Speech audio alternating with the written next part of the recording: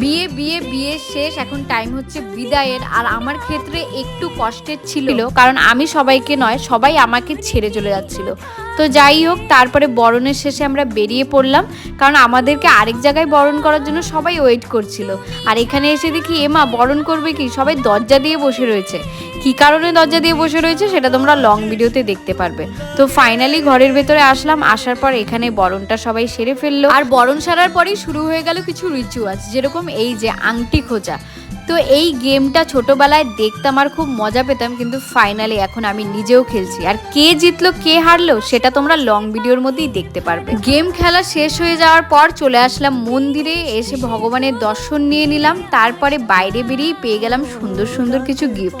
তো লং ভিডিওটা কিন্তু দিয়ে দিয়েছি ইউটিউবে, শিগগিরই দেখে আসো যারা এখনো দেখোনি। আর হ্যাঁ, মনে করে অবশ্যই আমার চ্যানেলটার পাশে থেকো, সবাই চ্যানেলটাকে সাবস্ক্রাইব করে দিও। সবাইকে টাটা।